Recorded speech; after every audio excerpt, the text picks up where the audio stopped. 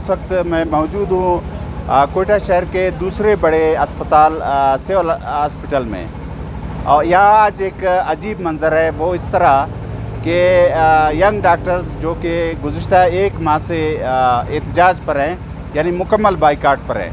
एहतजाज तो इनका कोई 3 महीने से चल रहा है। 1 महीने से उन्होंने ओपीडीज़ वगैरह का भी बाइकाट शुरू कर रखा है।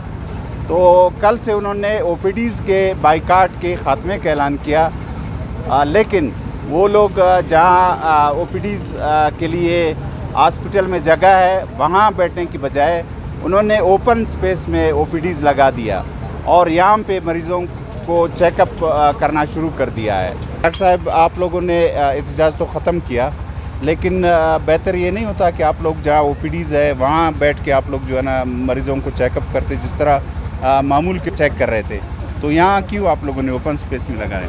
अलामती तौर पर एहतजाजन बाहर बैठ के ओपीडीज़ इसलिए कर रहे हैं कि हम हुकूमत को बताना चाहते हैं कि हम तो अपना काम करेंगे, चाहे वो अंदर हो बाहर हो, सिर्फ हमारी पर्ची से मरीज़ को फ़ायदा नहीं पहुँचेगा। वाइड बलूचिस्तान का जो एहतजाज था वो था अस्पतालों की सहूलियात के लिए। यहाँ पे मेडिसिन अवेलेबल नहीं, यहाँ पे बुनियादी टेस्ट नहीं हो रहे, MRI मशीन नहीं, एंजियोग्राफी की मशीनें ख़राब हैं।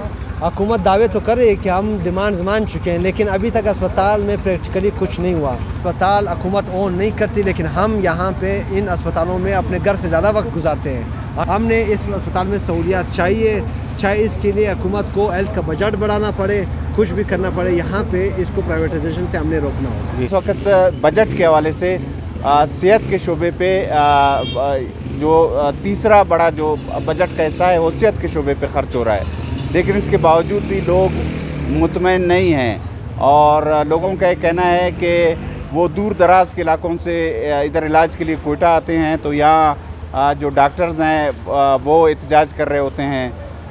हुकूमत जो है ना डॉक्टरों को ज़िम्मेदार ठहरा रही है, जबकि डॉक्टर हुकूमत को जो है ना ज़िम्मेदार ठहरा रहे हैं।